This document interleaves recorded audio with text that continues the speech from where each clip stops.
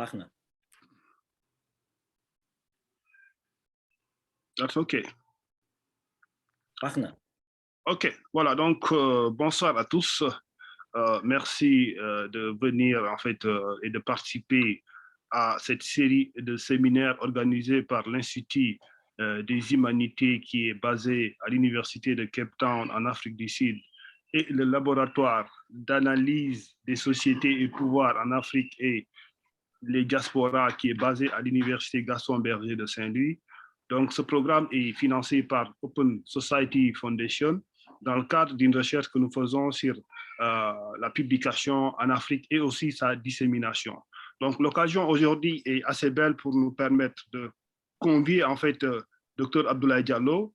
Dr Abdoulaye Diallo est d'abord enseignant-chercheur à l'Université Cheikh Anta Diop de Dakar, où il officie au niveau du département d'histoire. Mais aussi, la raison principale pour laquelle en fait nous l'avons convié, c'est le fait aussi que Abdoulaye Diallo est le fondateur et l'administrateur général de l'Harmattan Sénégal, qui a été lancé depuis 2000.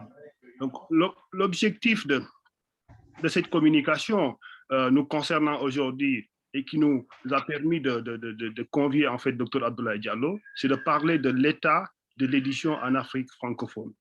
C'est-à-dire que durant cette communication-là, Abdoulaye Diallo va partager avec nous son expérience en tant qu'administrateur général de l'Harmattan Sénégal depuis 2009, mais aussi des défis qui concernent un peu le marché de l'édition sur le continent africain, particulièrement en zone francophone, des rapports qu'il entretient un peu avec les auteurs, mais aussi nous parler de la manière dont en fait le travail d'édition est fait au niveau de sa maison d'édition. Sans plus tarder, je m'en vais lui permettre de pouvoir véritablement faire cette présentation-là. Et après, nous allons essayer de faire une série d'échanges, de discussions avec les différents participants. Voilà, Diallo, vous avez 15 à 20 minutes pour nous présenter votre communication. Merci, cher Ibrahima. Bonjour à tous et à toutes. Merci de l'honneur que vous me faites de m'associer à cette série d'échanges que vous avez dans le cadre du programme qui est le vôtre. Alors, l'intitulé que vous m'avez proposé, c'est l'état de l'édition académique en Afrique francophone, qui, à mon avis, est un thème beaucoup trop ambitieux pour moi, dans la mesure où je n'ai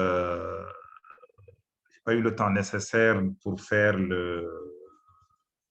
les travaux de recherche nécessaires pour pouvoir être assez exhaustif sur cette thématique que vous me proposez. Mais je vais néanmoins faire une sorte de reformulation que Ibrahima a déjà eu à faire. Pourquoi? Parce que je me contenterai quelque part de partager avec vous l'expérience qui est la nôtre au sein de l'Harmattan Sénégal d'une part, mais aussi et surtout de jeter peut-être un regard un peu personnel, on va dire, sur la situation de l'édition scientifique ou académique, si vous le souhaitez, dans l'espace de l'Afrique francophone, ce qui est très prétentieux aussi quelque part. Pourquoi? Parce que dans l'Afrique francophone, nous avons c'est-à-dire la grande partie du Maghreb, l'Algérie, la Tunisie, le Maroc un peu, pour lesquels je n'ai personnellement pas du tout de données assez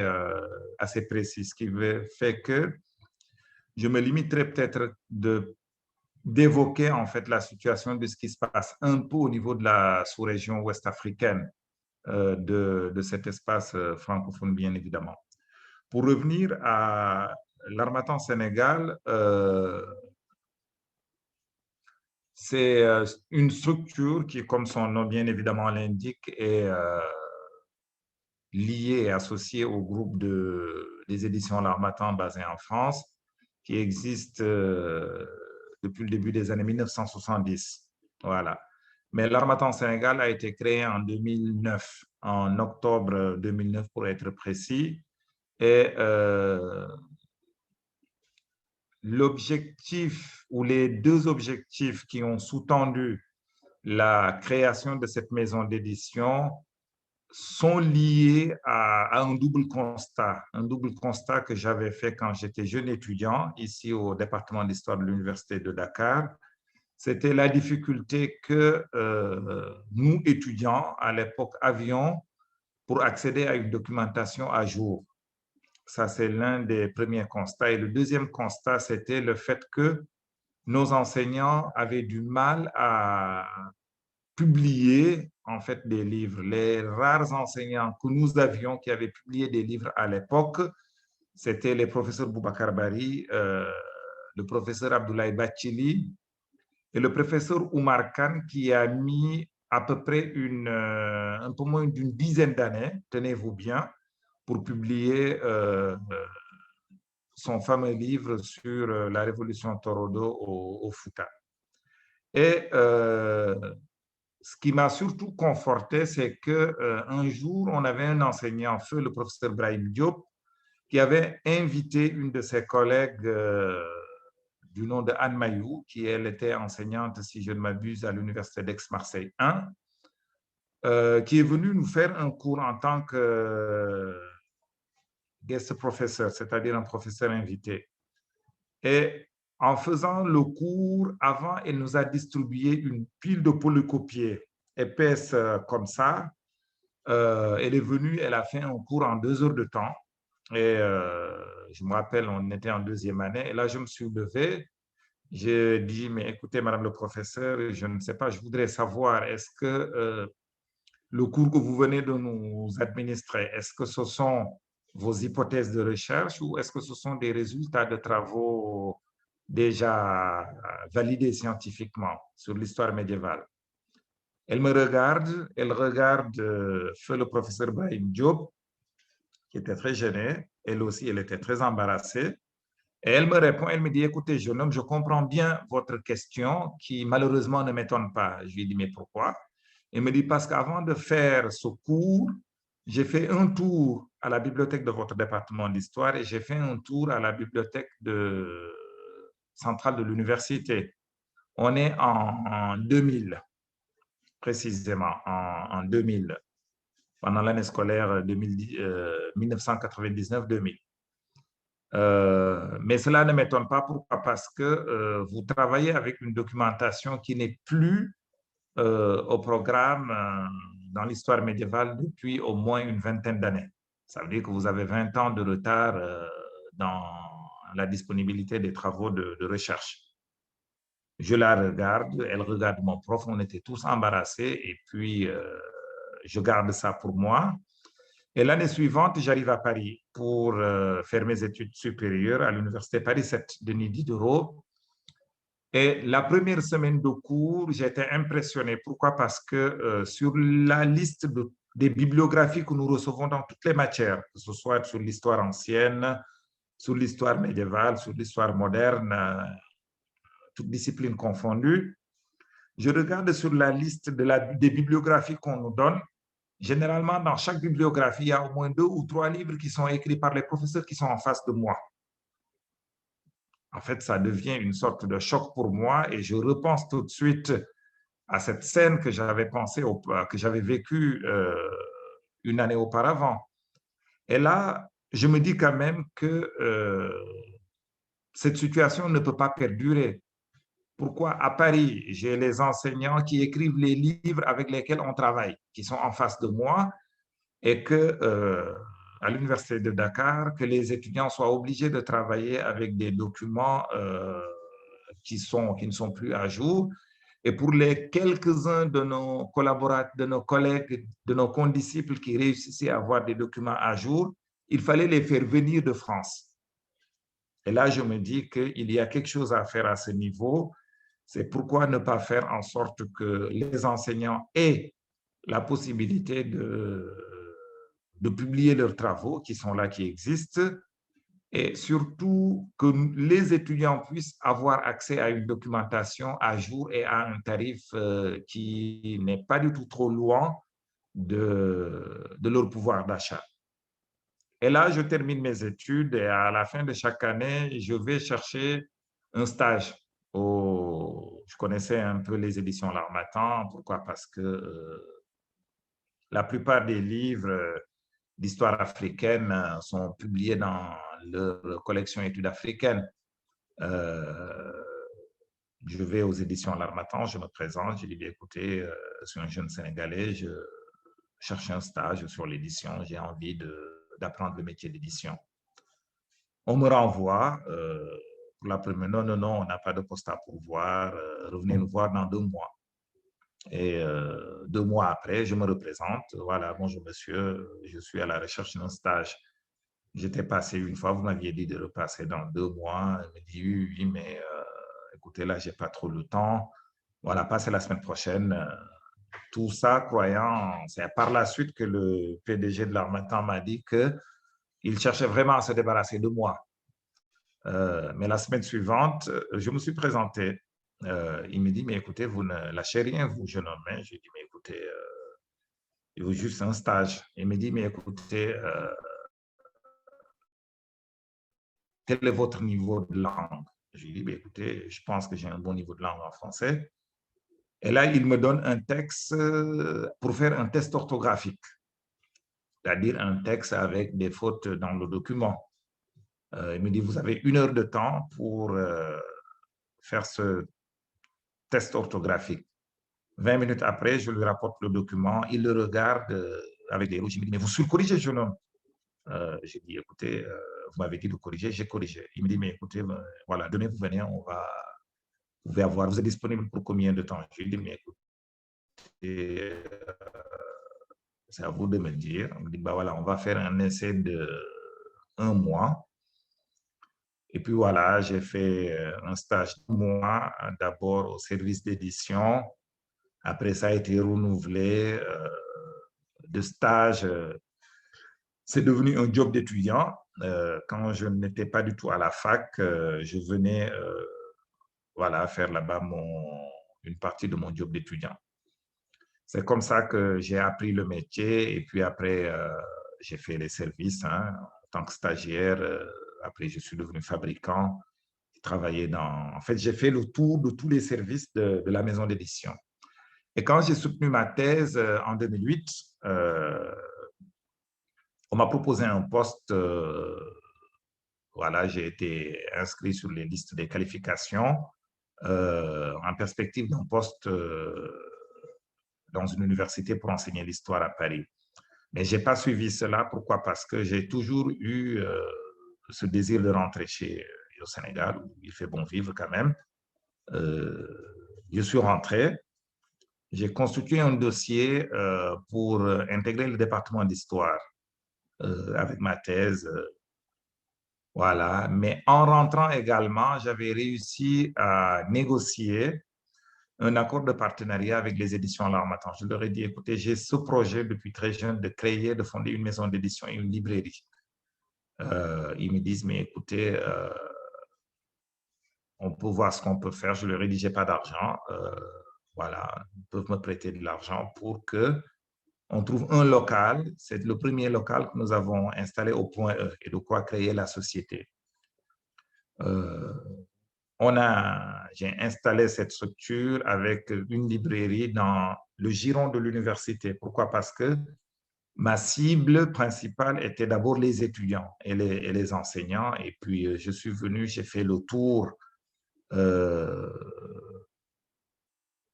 des facultés, surtout au niveau de la faculté des lettres, au niveau de la faculté de droit, pour leur expliquer, leur exposer mon projet.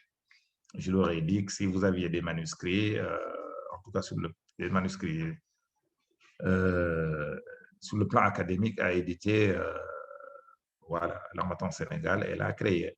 C'est comme ça qu'on est parti en octobre 2009 et on a déjà commencé à publier. Et le premier travail qu'on a publié, c'est la fameuse thèse du professeur Boubacar Ly. Pourquoi cette thèse du professeur Boubacar Ly qu'on a publiée, qui est une thèse en 6 volumes, chaque volume fait en moyenne entre 600 et 700 pages. Pourquoi? Parce que quand je faisais ma thèse, j'ai travaillé sur l'école et c'était une thèse sur l'école, mais en Guinée-moi, j'ai eu besoin de travailler avec cette thèse, mais il m'a fallu prendre 2 billets d'avion, faire 2 voyages de suite pour pouvoir consulter le seul exemplaire de la thèse qui à l'époque était disponible au niveau du centre de documentation du CESTI. Et quand ça s'est fait, on a publié ce premier travail en 6 volumes. Et puis après, quand les collègues de l'université ont vu que c'était possible, certains sont venus prudemment. Pourquoi? Parce qu'on ne connaît pas l'Harmattan, c'est compliqué. Il leur a dit, écoutez, l'Harmattan Sénégal est là et c'est une maison d'édition que nous voulons pour qu'elle soit au service de l'université. Et c'est comme ça que c'est parti de fil en aiguille. Certains collègues du département d'histoire, d'ailleurs, qui me sont les plus proches, sont venus. On a édité un certain nombre de travaux parmi eux. Le professeur Amadi Alidien, qui connaissait très bien la maison d'édition L'Harmattan, est venu continuer à nous encourager. Et c'est comme ça qu'on a publié à ce jour beaucoup de travaux sur le plan universitaire et sur le plan académique. Et l'un des éléments phares qui était déterminant dans le fait que beaucoup d'auteurs universitaires venaient nous solliciter, c'était d'abord le référencement de leurs livres à l'international. Pourquoi? Parce que certains d'entre eux publiaient soit à compte d'auteur, mais leurs travaux n'arrivaient pas du tout à sortir de la sphère de l'université. D'autres travaillaient avec les presses universitaires de Dakar à l'époque, mais ils avaient toujours cette difficulté d'avoir leurs travaux qui sont disponibles à l'international. Et quand ils ont su, avec l'Harmattan Sénégal, que quand leurs livres paraissaient, ils pouvaient être disponibles et discutés et référencés partout, surtout dans toutes les bibliothèques, que ce soit en Occident ou en tout cas en Afrique subsaharienne, ils ont tout de suite, ils sont venus. Voilà, c'est dans ce cadre que par la suite, on a signé quelques conventions avec d'abord la faculté de droit. Et aujourd'hui, je suis très fier de constater que la plupart des manuels avec lesquels travaillent les étudiants de la faculté des sciences juridiques et politiques sont des manuscrits, sont des livres, des manuels qui sont écrits par leurs professeurs qui sont en face d'eux et des livres qu'ils peuvent avoir à un tarif étudiant. Pourquoi? Parce que la politique tarifaire que nous avons est une politique qui fait qu'un livre qui est vendu en France à 20 € peut être disponible ici pour les étudiants à 50% de son prix de vente en France, c'est-à-dire à 10 €. Et actuellement, on est en discussion avec les presses universitaires de Dakar pour voir comment faire en sorte qu'on travaille dans le cadre d'une coédition pour que les travaux qui sont publiés par les presses universitaires puissent être disponibles là également à l'international. La convention est déjà signée. Là, on est en train de travailler pour la sortie des 5 ou des 6 premiers titres. Et puis voilà, on a eu aussi convention avec le ministère de l'enseignement supérieur. Le ministère de l'enseignement supérieur qui nous a confié la publication des manuels scientifiques destinés aux étudiants des facultés des sciences et techniques. Je reviens pour 30 secondes.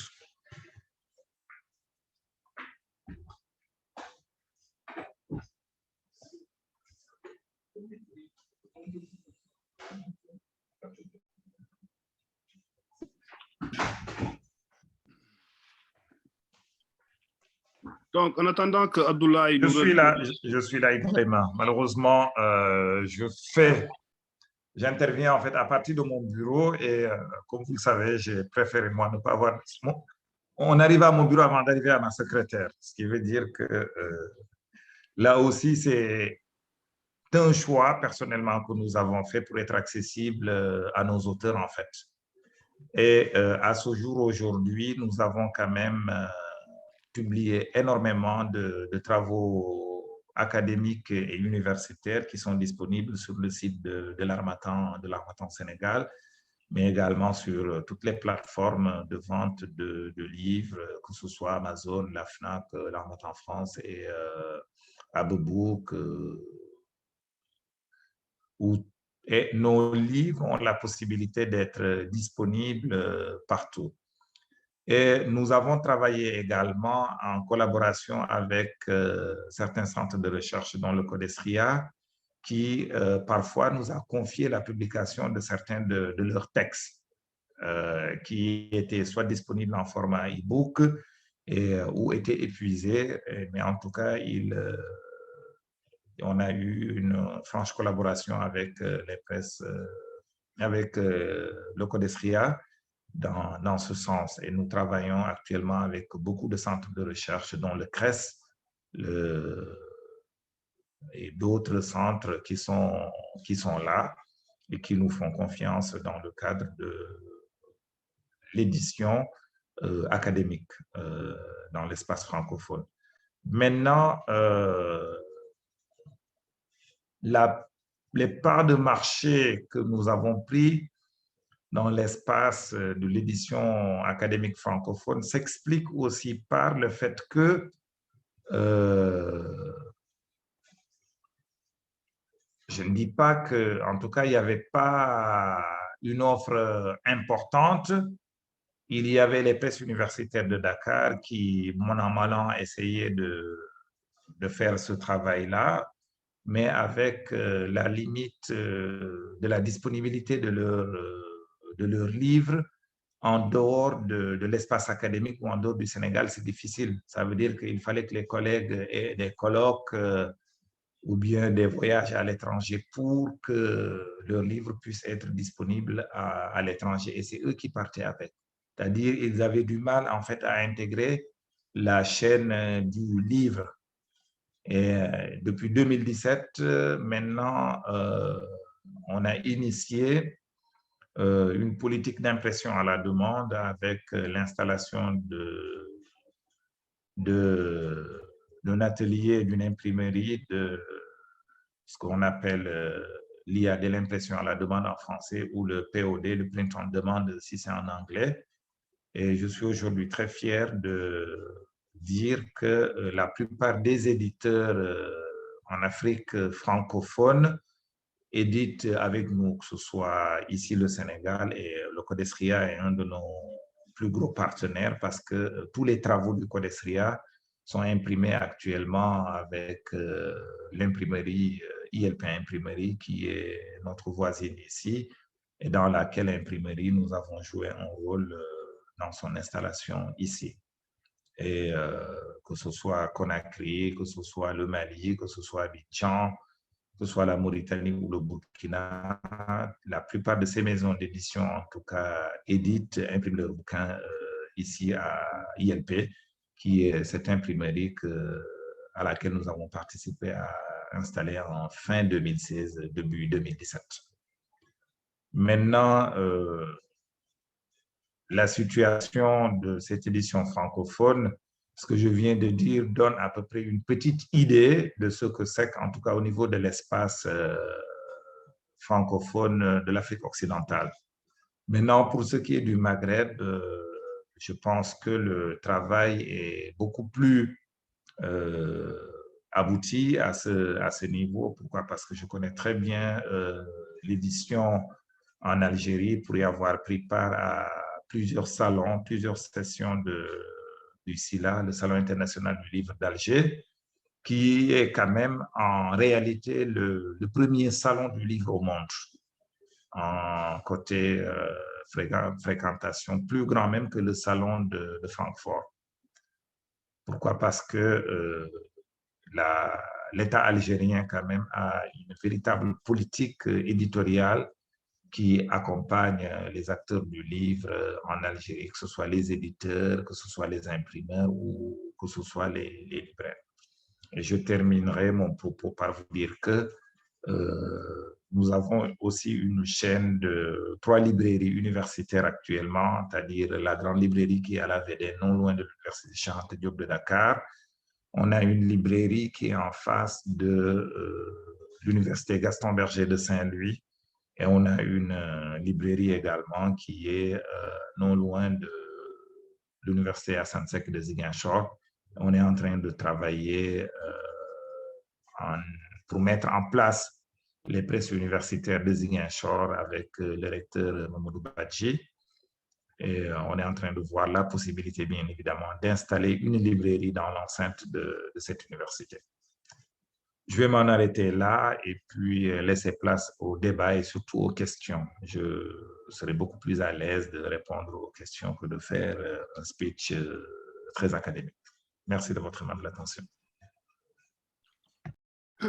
Voilà, merci beaucoup, Abdoulaye, de cette excellente présentation qui nous permet véritablement de comprendre cette odyssée qu'a prise en fait cette maison qui est la maison L'Harmattan Sénégal et qui a permis un peu de renouveler le monde de l'édition au niveau du Sénégal parce qu'il y a eu, comme je le disais tantôt, en fait, il y a un avant et un après L'Harmattan Sénégal et nous avons vu qu'avec l'arrivée de la maison d'édition L'Harmattan, il y a eu de nombreux manuscrits qui ont été publiés et qui ont permis à ces différents enseignants-chercheurs de pouvoir véritablement bénéficier d'un référencement, ce qui est important. Et ça nous permet un peu de poser le débat sur une question qui est très importante dans le cadre de cette recherche, c'est la place des presses universitaires en Afrique ou dans les universités. Et le fait aussi que vous ayez parlé un peu de cette collaboration que vous avez signée avec les presses universitaires de Dakar, permettent de poser le débat encore sur le fait que le métier d'édition est un métier à part. On n'est pas seulement enseignant-chercheur pour être en fait un éditeur, c'est-à-dire que c'est un métier qui s'apprend.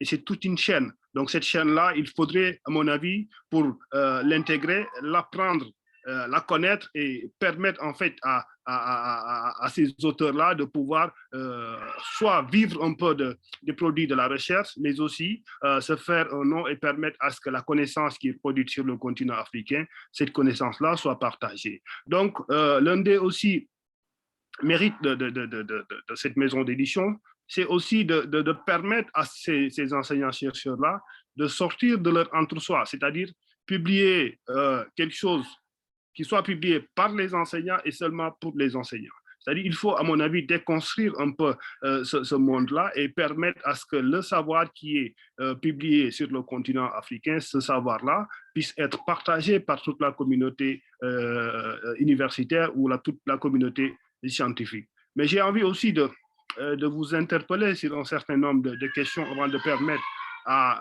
aux différents participants à cette série de séminaires-là de poser des questions. C'est aussi de nous indiquer un peu quel est le profil en fait des clients de la maison d'édition. Parce qu'on est dans la publication qui est un problème fondamental que vous cherchez véritablement à apporter des réponses pertinentes, mais la dissémination, c'est-à-dire l'appropriation de ces savoirs-là. Quels sont en fait le profil des clients? Est-ce que ce sont les universitaires? Est-ce que ce sont les gouvernants? Qui, par exemple, quels sont véritablement ceux qui sont vos premiers clients concernant donc les ventes que vous faites?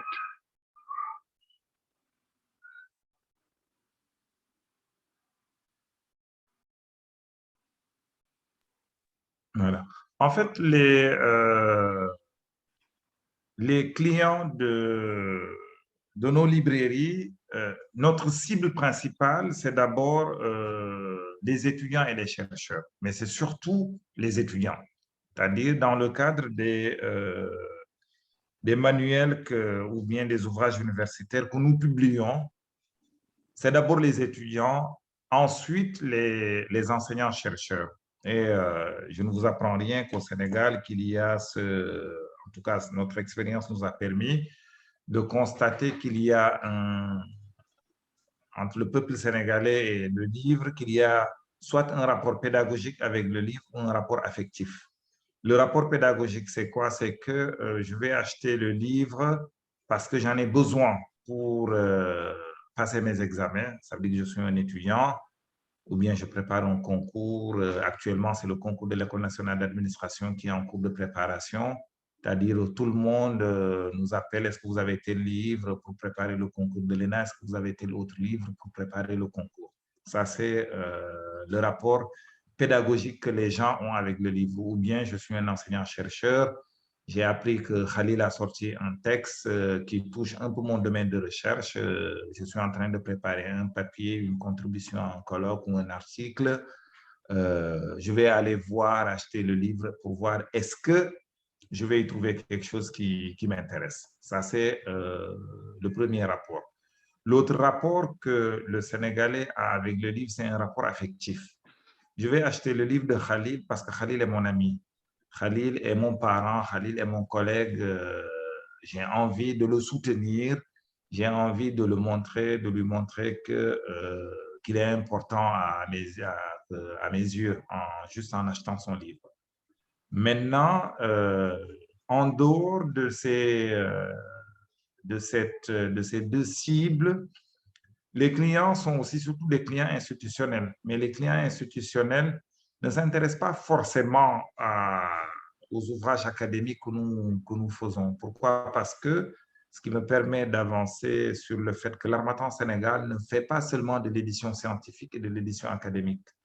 Nous avons aussi dans notre ligne éditoriale d'autres cordes. On fait un peu dans le livre politique, c'est-à-dire les essais politiques.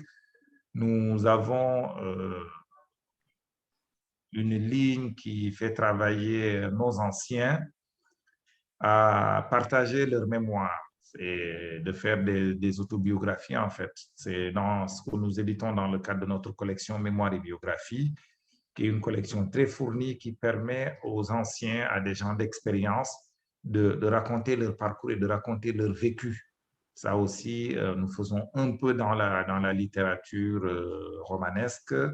Nous avons une belle collection également sur les nouvelles lettres sénégalaises qui est en train de monter en puissance avec quelques prix littéraires que nous avons eu à décrocher ces dernières années où nos auteurs ont été soit primés ou soit ils ont été nominés en étant généralement deuxième dans le classement de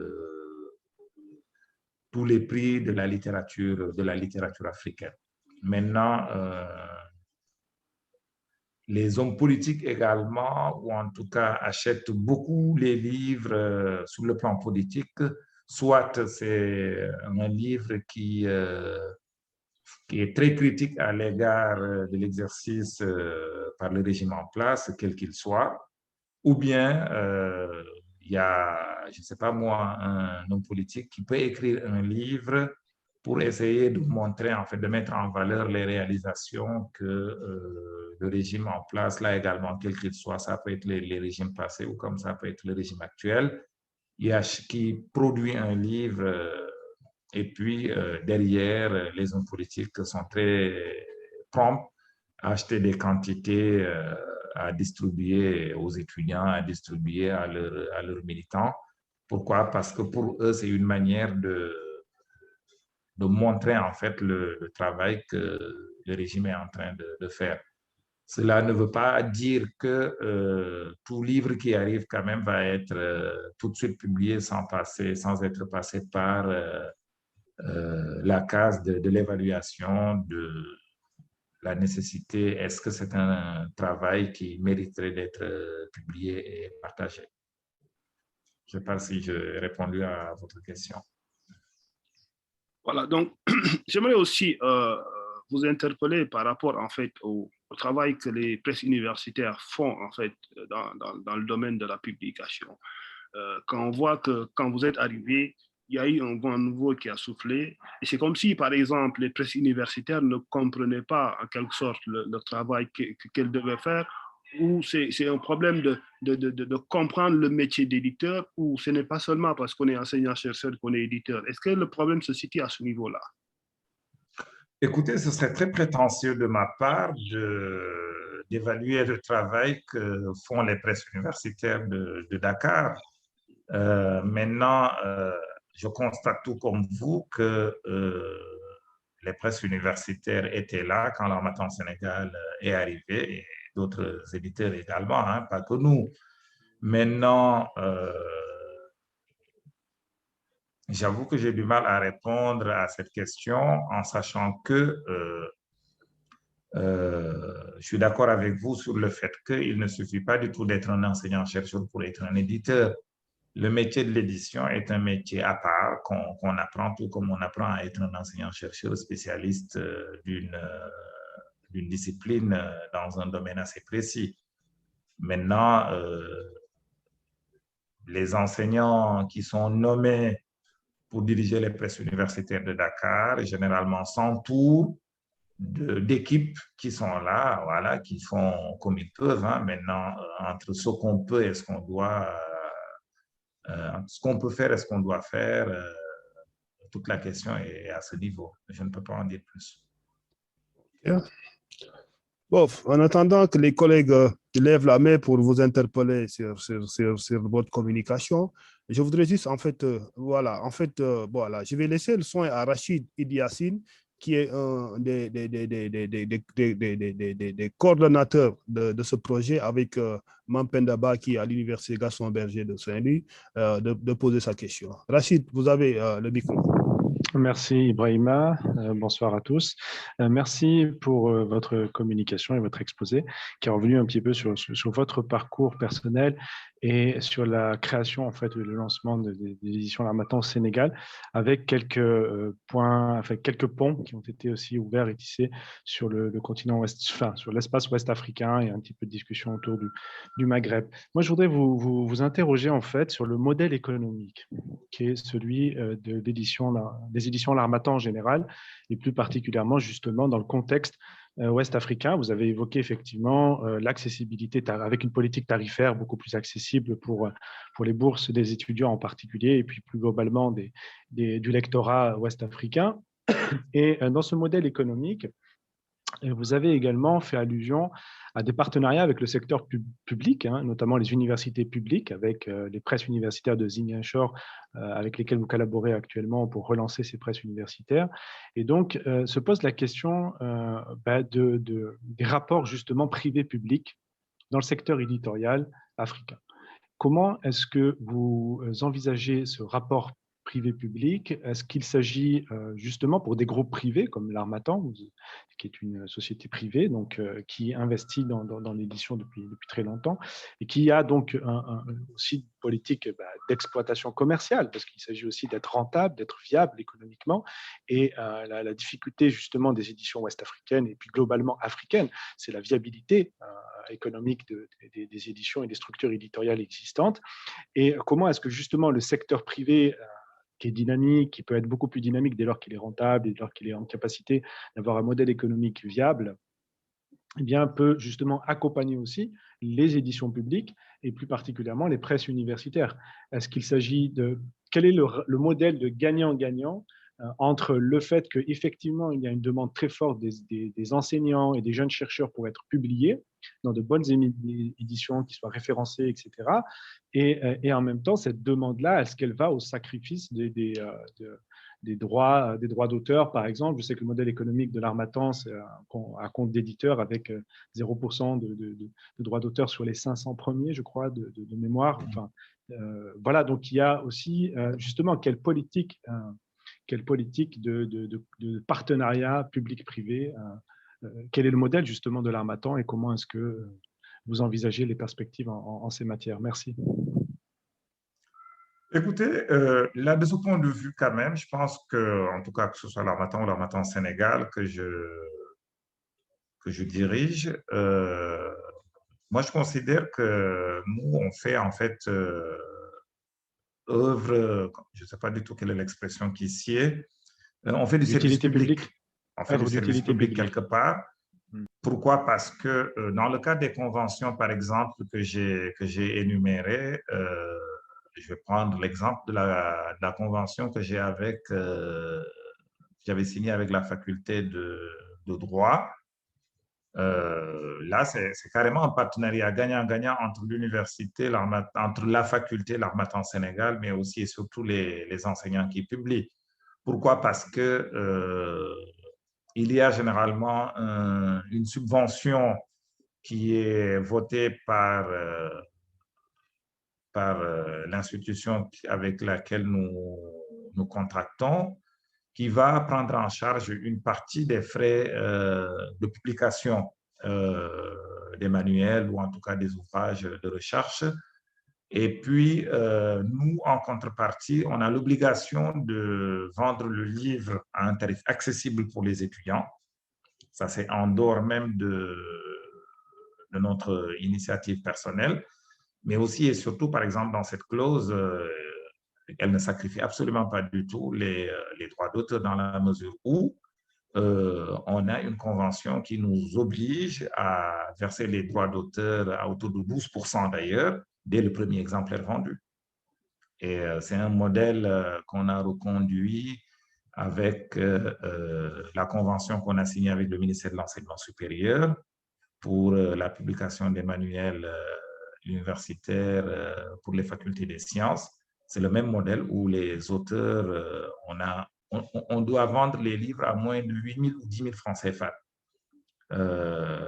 quel que soit leur volume et quelle que soit la quantité que nous en imprimons ou que nous en vendons. Et sur cela, il y a 12% des droits qui sont donnés aux auteurs des bouquins en guise de droit d'auteur. Et puis, l'université gagne quoi? L'université gagne le fait que ses enseignants sont publiés, que voilà, ça démontre aussi le dynamisme de l'institution et ça permet également surtout à ses étudiants d'avoir une documentation à jour.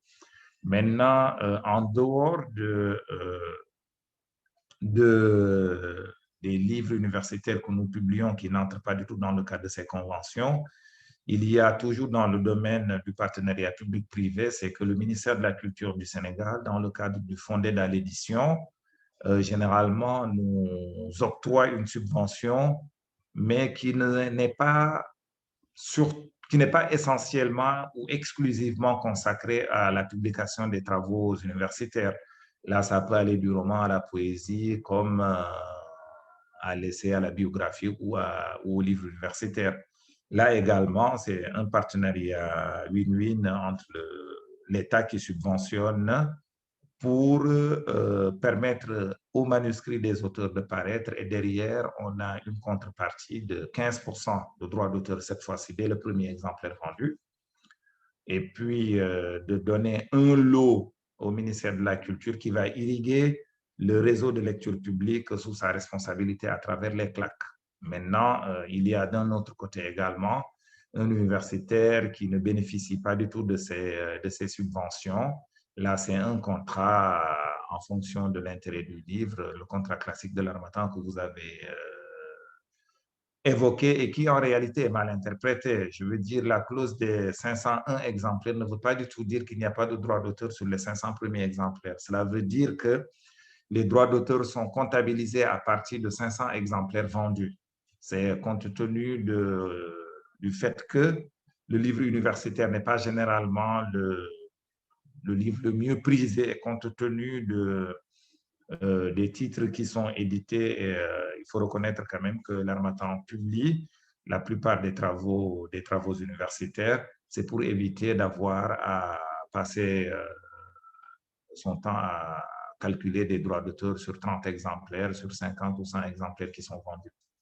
Mais le modèle économique, il est là, il est viable aussi bien, je pense, qu'en tout cas pour nous à l'Harmattan Sénégal, que pour les institutions publiques qui nous sollicitent, même s'il y a une très, très grande difficulté parfois à entrer dans nos fonds.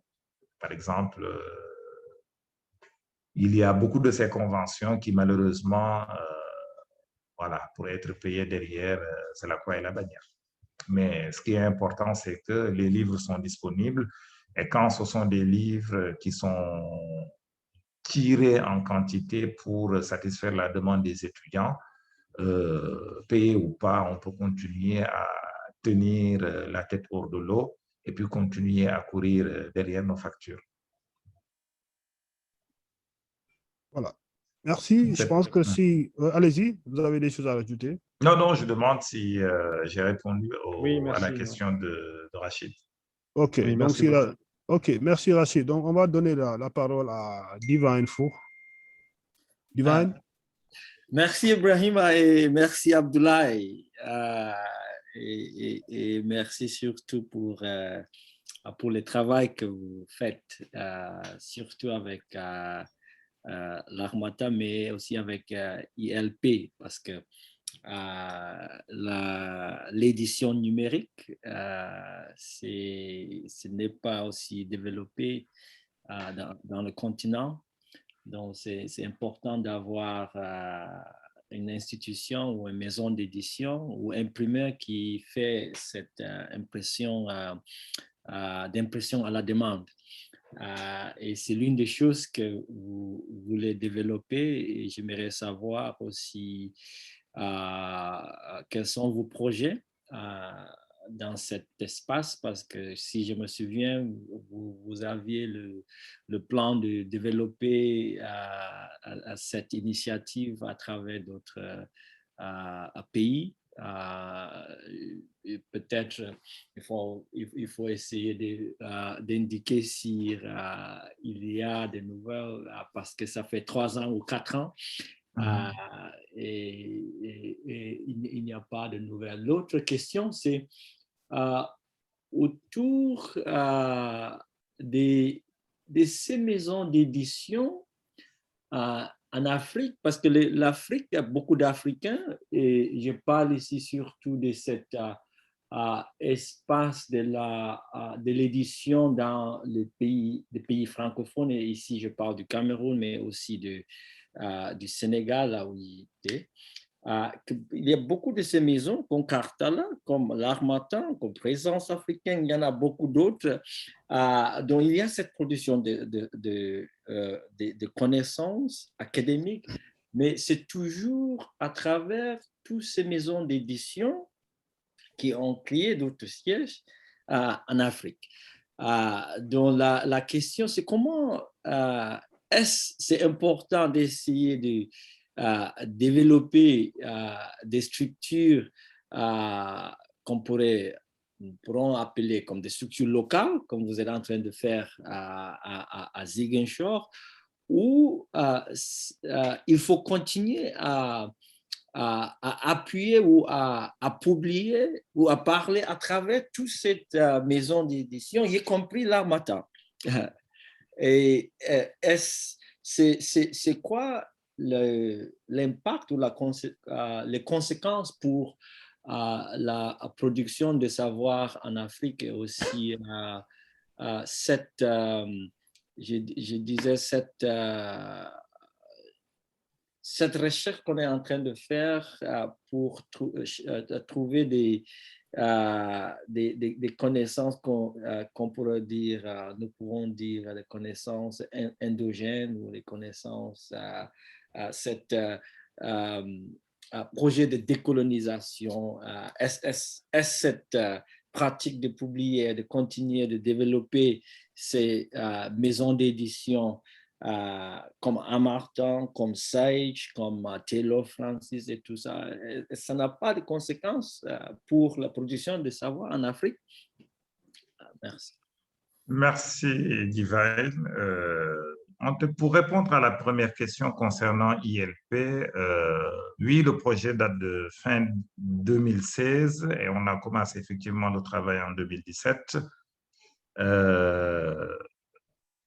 Jusque-là, on a réussi à stabiliser quand même le travail, parce qu'actuellement, on produit en moyenne aux alentours de 12 000 livres tous les mois, entre 11 et 12 000 livres tous les mois pour le Sénégal et pour cette partie de l'Afrique occidentale dont je parlais. Là, le projet qui est en cours, c'est le projet de développer surtout la distribution, de faire en sorte que ces livres qui sont produits puissent circuler d'une capitale à l'autre. C'est dans le cadre de ce qu'on a appelé ILP District. Vous pouvez aller sur Internet pour voir le site. C'est faire en sorte que les maisons d'édition, voilà, qui sont au Mali, qui sont en Côte d'Ivoire, en Guinée, qui vont publier leurs livres, qui vont les référencer numériquement sur la plateforme de ILP, et que ILP a ses partenaires libraires un peu partout en Afrique de l'Ouest, qui ont la possibilité, si quelqu'un veut commander le livre plutôt Ouagadougou ou à Abidjan, il va aller à la librairie de France à Abidjan, par exemple, dire que je veux tel livre, la librairie ne l'a pas. La librairie va la commander via la plateforme ILP Distri. Nous, on va imprimer, même si c'est un exemplaire dont il a besoin. Et puis après, on lui fait parvenir ça à Abidjan qu'il réponde à son client. Actuellement, on est vraiment à fond dans le développement de ce projet qui rencontre quelques difficultés. C'est la principale difficulté que nous rencontrons, c'est la question de la logistique. C'est comment faire parvenir ces bouquins à moindre coût de Dakar à Abidjan, de Dakar à Bamako, de Dakar à Conakry ou de Dakar à Ouaga ou Bobo Dioulasso. Mais c'est un travail qui est en cours. On est en train de travailler avec les transporteurs locaux. Pourquoi? Parce que malheureusement, il n'y a pas cette chaîne de logistique viable qui existe dans les grandes capitales, dans certaines grandes capitales, en tout cas en Occident ou en Asie. Je ne sais pas du tout, pas une maîtrise de ce qui se passe ailleurs. Ou par exemple, la logistique est là, vous imprimez le bouquin comme Amazon le propose actuellement. En 2 heures de temps, vous êtes dans Paris, vous commandez votre livre qui peut être livré dans les 2 heures de temps, ou si c'est en Europe dans les 24 heures, vous pouvez avoir le bouquin. Nous rêvons de ça, bien évidemment, mais pour ce faire, il faut qu'il y ait toute la logistique derrière et qui malheureusement est un autre métier qui n'est pas du tout le nôtre. Nous essayons de construire quelque chose avec les transporteurs qui sont là. Maintenant, il y a d'autres projets qui sont en cours, mais malheureusement qu'on n'a pas encore pu, on s'était fixé 3 ans pour essayer d'ouvrir une autre unité en Afrique centrale, mais malheureusement, ça ne s'est pas encore fait. Pourquoi? Parce que voilà, vous savez, dans un projet entrepreneurial, il y a les prévisions et puis après, on a les réalités de terrain qui sont sur place. Et comme vous le savez, le livre n'est pas la chose la plus prisée dans nos pays.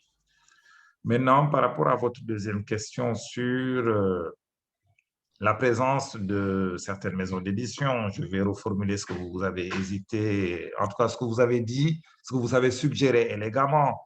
Je veux dire, quel est le rapport entre ce que les gens considèrent comme étant des maisons d'édition qui sont basées à Paris et puis qui continuent à faire un travail éditorial en Afrique. En ce qui nous concerne, pour l'Harmattan Sénégal, certes, l'Harmattan Sénégal est dans le groupe de l'Harmattan, mais l'Harmattan Sénégal est une maison d'édition, une entreprise africaine à 100%. Ça veut dire que même au niveau du capital, le capital est en majorité sénégalais. Nous avons un partenariat avec le groupe L'Harmattan et ce partenariat nous permet en fait de rendre disponibles nos publications sur lesquelles nous avons un contrôle total à l'international. Je veux dire, en fait, on a une maîtrise de toute la chaîne du livre, de l'évaluation du manuscrit à la fabrication, à l'impression et à la distribution. Ça veut dire que nous inscrivons, si vous avez suivi le pourquoi d'ailleurs de la naissance de la maison d'édition et des librairies L'Harmattan Sénégal, c'est de participer à cette endégénéisation du savoir, en tout cas des savoirs locaux, faire en sorte que les savoirs qui sont produits en Afrique puissent être édités et distribués d'abord en Afrique, consommés par des Africains, mais aussi et surtout que ce savoir puisse être disponible à l'international à partir d'un standard, sur le plan international. Je ne peux pas évoquer le cas, par exemple, de Karthala ou de présence africaine parce que je ne connais pas du tout quels sont ceux qui, comment est-ce que les choses sont organisées, en sachant que quand même, à ma connaissance, Karthala n'a pas de structure en Afrique. Karthala peut-être travaille avec des collaborateurs, en tout cas, Il publie des livres d'Africains, mais cela se fait à partir de la France, à partir de Paris. C'est le cas aussi pour Présence africaine. Maintenant, pour ce qui est du cas de l'Harmattan Sénégal, c'est ici au Sénégal que les manuscrits sont reçus, qu'ils sont évalués, qu'ils sont fabriqués avec nos chaînes, notre réseau d'évaluateurs, de fabricants, de directeurs de collection. Et en fait, le groupe L'Harmattan nous permet de nous retrouver sur la place internationale. Mais je suis tout à fait d'accord avec vous sur la nécessité d'endégénéiser ou de produire des savoirs endogènes en Afrique. Et c'est d'ailleurs, et je pense que même à la base, le fondateur L'Harmattan, M. Denis Prien, quand même, s'est toujours inscrit dans cette logique de décolonialité, de décolonisation. Pourquoi? Parce qu'en un moment où, en dehors de présence africaine, il n'y a qu'à l'Harmattan ou à Kartala que tous ceux qui ont combattu pour la question des indépendances en Afrique, c'est avec ces maisons d'édition qu'ils avaient, en tout cas, la possibilité, depuis la place de Paris même, d'être édités. Et l'Harmattan, quand même, a, de ce point de vue, joué un grand rôle, surtout à la fin des années 70, et a participé, que ce soit dans le monde lusophone, à rendre disponible un certain nombre de travaux qui ont participé à conscientiser les peuples africains. Mais en tout cas, le projet de l'Harmattan Sénégal, en fait, participe de ce travail de décolonisation mentale. Hein, on va oser les mots. Je ne sais pas si j'ai répondu à Divine. Merci beaucoup. OK, voilà, merci. Merci pour cette question et pour cette pertinente réponse. Je m'avais donné la parole à Arnaud pour lui permettre de poser sa question. Et après Arnaud, on laissera le soin à Yousra aussi de vous interpeller. Arnaud? Oui, merci. Merci Abdoulaye pour ta communication très enrichissante. C'est un parcours admirable que j'admire beaucoup. Alors, au-delà du débat sur l'indogénisation, notamment de la production en Afrique, notamment la production scientifique, je voudrais savoir si au niveau de l'Harmattan, qu'est-ce qui est fait pour renforcer notamment la question du contrôle qualité? Parce qu'il faut dire qu'il y a un débat au sein des universités et des chercheurs en Afrique sur la qualité des publications de l'Harmattan ces 5-10 dernières années. Alors, que fait l'Harmattan pour rectifier le tir? J'imagine, Abdoulaye, que tu es au courant de ce débat. Que fait l'Harmattan pour rectifier notamment l'outil? Et est-ce que ce n'est pas le moment n'est pas opportun, puisque l'Harmattan collabore déjà avec un certain nombre de centres de recherche, d'aller vers la constitution d'une équipe, notamment de spécialistes par domaine, pour aider finalement l'Harmattan dans cet exercice-là? Qu'est-ce qui est fait? Est-ce que finalement ce n'est pas le moment n'est pas venu de penser à cette alternative? Voilà, c'est ce que je voulais poser comme question. Merci pour cette question, Arnaud, qui permet en fait de mettre le doigt sur un débat qui, à mon sens, n'en est pas un, dans la mesure où le procès qui est fait à l'Harmattan est un procès qui, à mon avis, est injustifié, dans la mesure où aujourd'hui, si je prends l'exemple du travail qui est fait, que ce soit à l'Harmattan Sénégal ou dans le groupe de l'Harmattan depuis la place de Paris, toutes les collections sont dirigées par des gens dont c'est le métier. C'est-à-dire, quand je dis des gens dont c'est le métier, par exemple, aujourd'hui, pour être édité dans la collection études africaines de l'Harmattan, je veux dire, il faut que le directeur de collection engage sa responsabilité et sa crédibilité. Ça, c'est de un. Quand on prend la collection logique sociale, quand on prend les autres collections sur les questions de philosophie et autres, ce sont des directeurs de collection qui, généralement, sont des professeurs émérites pour la plupart dans leur domaine. Maintenant, la question qui est évoquée de temps à autre et qui a été un débat, c'est par exemple le souci avec les moyens. Par exemple, quand ton livre paraît et on sort une thèse de 500-600 pages,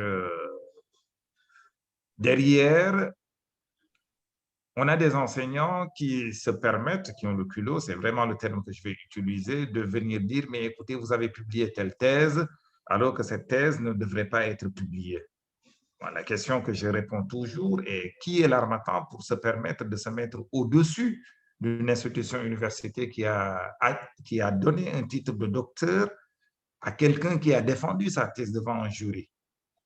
Et c'est pourquoi d'ailleurs l'harmattan, quand il s'agit d'une thèse ou d'un ouvrage qui est issu d'une thèse, l'un des documents qui est exigé à l'auteur, c'est de soumettre le rapport de soutenance pour nous permettre de nous assurer qu'il n'y a pas une contre-indication de publication, ça c'est de un, et puis surtout pour vérifier est-ce que les remarques qui ont été faites à l'impétrant au moment de la soutenance, est-ce que ces remarques ont été intégrées? Maintenant, si derrière, je ne sais pas moi, Divin n'est pas d'accord avec Arnaud sur une thèse qu'il faut publier et qu'arrivé à un certain moment, on se permet de dire que voilà, l'harmattan a publié un tel livre qui ne devrait pas être publié. Si le livre ne devrait pas être publié, ça veut dire que la thèse n'aurait jamais dû être soutenue au sein de l'université. Ça, c'est l'une des raisons. Et l'autre raison, l'autre question qui est évoquée, c'est qu'on dit que parfois, quand dans certains livres de l'harmattan, le livre paraît avec quelques coquilles, ce qui est vrai pour certains des textes un moment, mais ce n'est plus le cas depuis un certain moment. Et même à l'époque, quand c'était le moment, c'était lié à l'absence aussi de moyens. Pourquoi? Parce que généralement, l'harmattan fait participer les auteurs au travail d'édition en leur demandant de participer aux travaux de correction, avec toujours cette idée derrière. Il faut que ce qui est important, c'est que le travail puisse être disponible. Et là également, ça remet en cause aussi, comment est-ce que je vais le dire, au risque de me faire crucifier, c'est que quelque part aussi, les chercheurs qui proposent des textes devraient être à mesure de ne pas soumettre des brouillons. Parce que généralement, ça je le dis, parfois quand on reçoit un certain nombre de textes, on se demande est-ce que ce sont des universitaires qui, quelque part, ont pris la peine d'écrire le texte. Et même s'il nous arrive dans la plupart de nos travaux quand même, de recevoir des textes qui sont indiscutables. Tout à l'heure, j'ai évoqué le fait que depuis ces quelques années, certains de nos livres se sont retrouvés dans d'autres domaines que l'universitaire, ont été primés dans le cadre de la littérature africaine. On a des auteurs qui montent à ce niveau. De l'autre côté, dans le domaine de l'université, depuis que la question des moyens, en tout cas en ce qui me concerne au niveau de l'harmattan Sénégal, et je sais aussi que c'est le cas au niveau de l'harmattan France, on ne se permet plus de publier un texte sans que le texte soit un texte qui soit défendable. Ça, c'est dans le domaine de l'universitaire.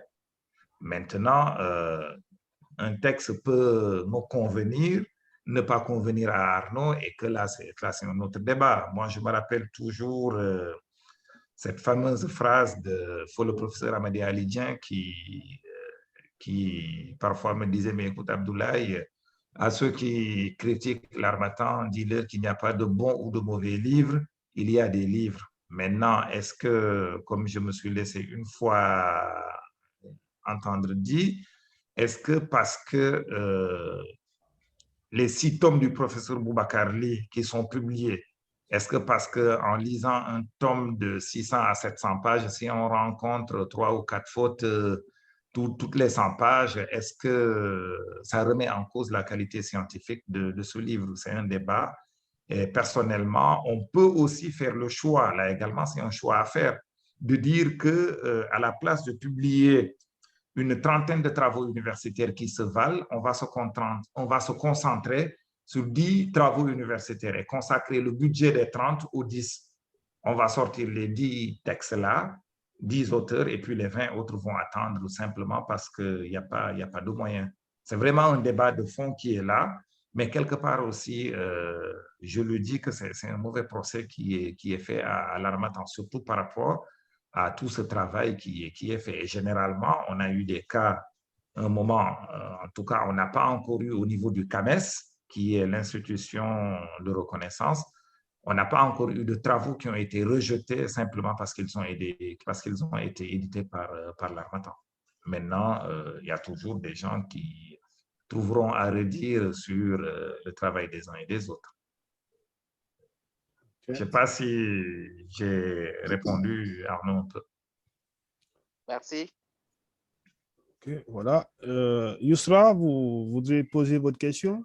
Oui, alors ma question rejoint celle posée par Arnaud. En fait, moi, je fais partie de l'équipe qui travaille sur la production des savoirs en Afrique. Et en faisant mon terrain ici, à Dakar, et en posant des questions sur l'édition en Afrique francophone de manière générale et au Sénégal particulièrement, il y a le nom de l'Harmattan Sénégal qui est cité naturellement, mais qui est aussi critiqué beaucoup, en fait. Donc, et je voulais vous demander comment vous répondez à ces critiques par rapport à la qualité de l'édition que vous produisez. Donc, voilà, c'était ma question qui rejoint un peu celle posée par mon collègue Arnaud.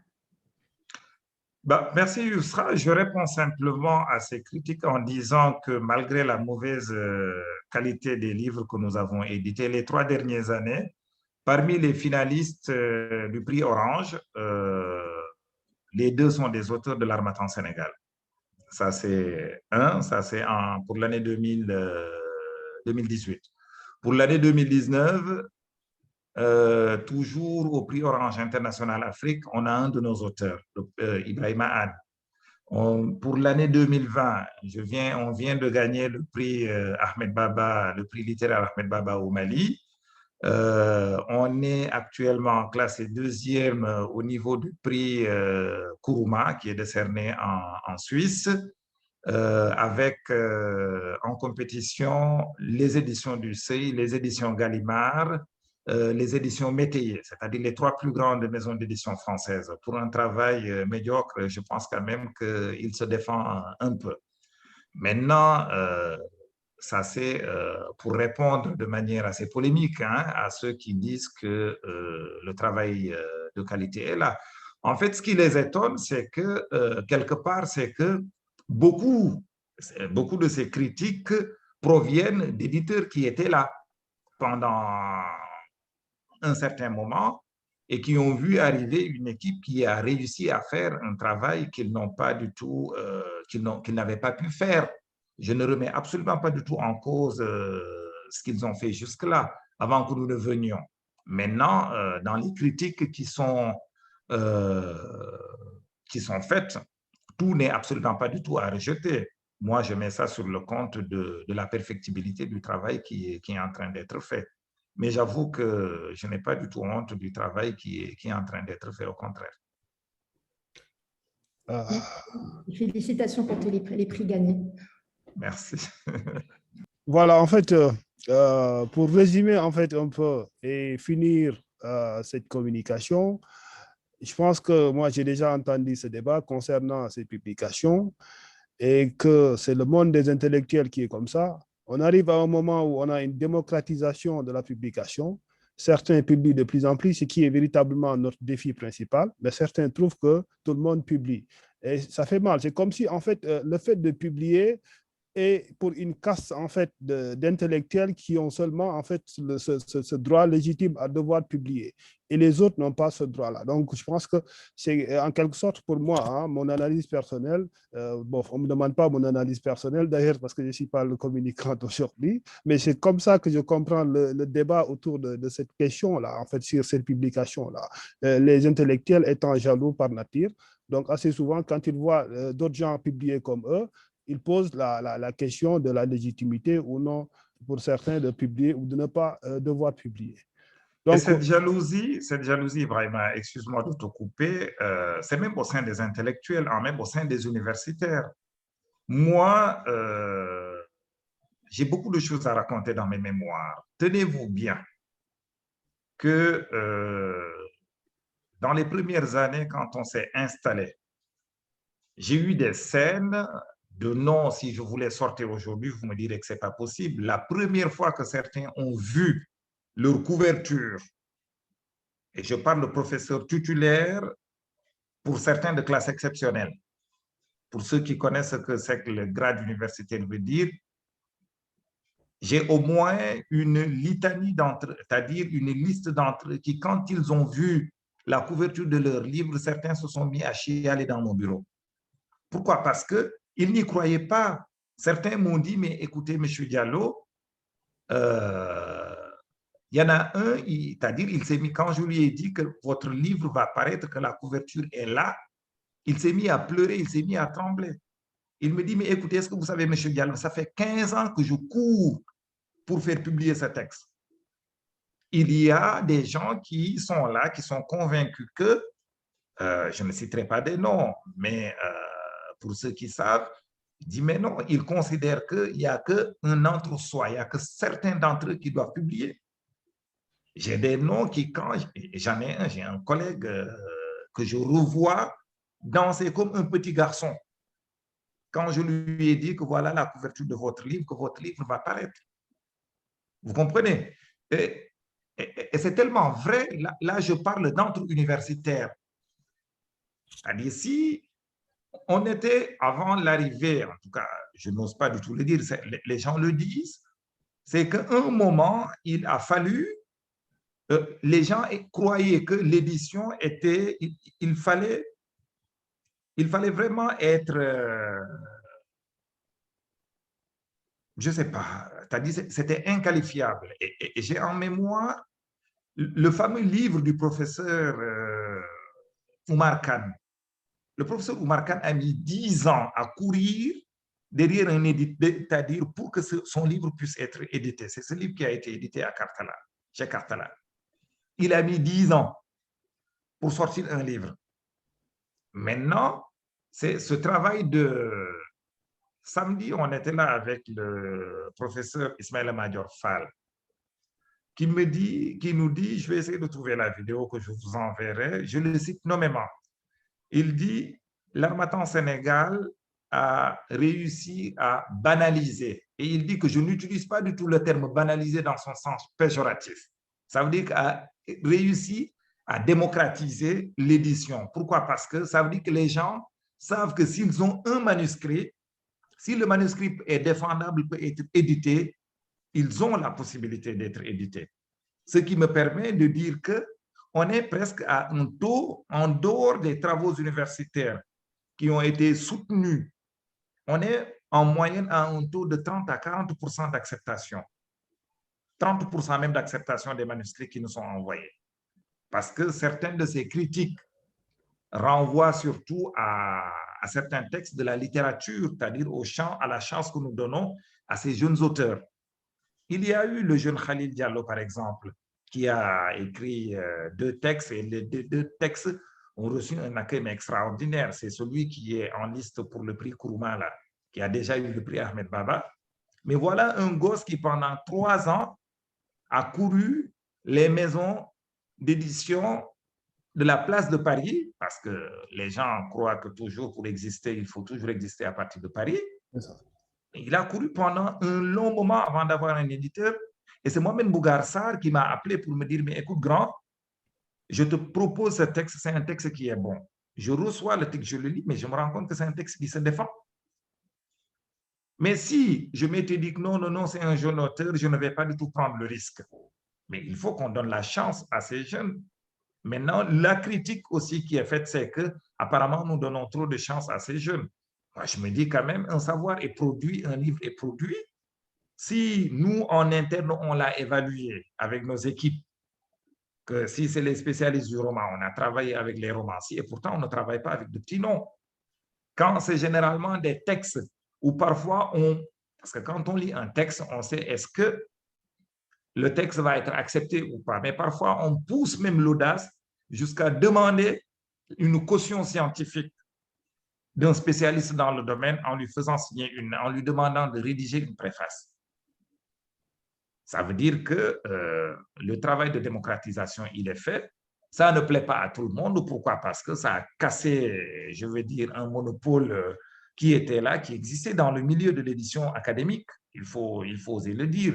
Maintenant, je ne suis pas un tribunal pour accuser quiconque.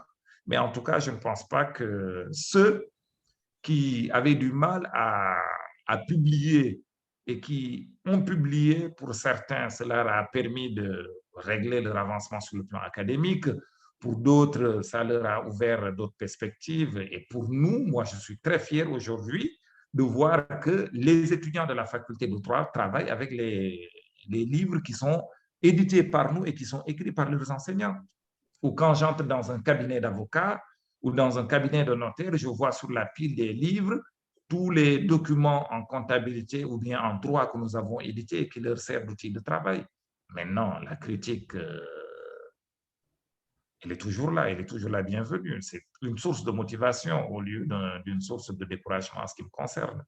Je demande d'ailleurs qu'ils continuent leur critique. Et mon père me disait toujours que quand tu n'as pas envie qu'on te critique, il ne faut rien faire. Voilà, donc on Merci, finit Brian. par ces mots qui nous permettent un peu de résumer en disant que la critique, elle est Il y constructive. a Anne qui lève la main, vraiment. Oui, donc Anne, elle félicite, hein, c'est des applaudissements. Hein, je pense qu'il y a Divine aussi qui applaudit.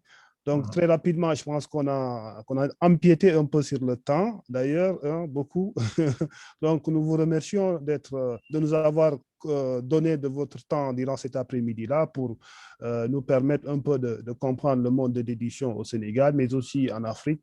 Et je pense que si, en fait, Rachid a des mots à dire pour nous permettre de finir, parce que Rachid, c'est aussi un coordonnateur principal de ce projet-là avec les PENDA à l'Université Gaston Berger de Saint-Louis.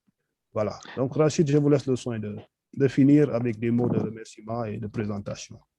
Merci, oui, effectivement. Je voudrais juste m'associer à tes remerciements. Je vous remercie, M. Diallo, donc, pour cet excellent webinaire, aussi pour les ouvrages à l'Harmattan que présente Ibrahima. Merci à Divine, merci à toute l'équipe. Et puis, ce 4e séminaire, de toute façon, se poursuit avec d'autres séminaires en cours.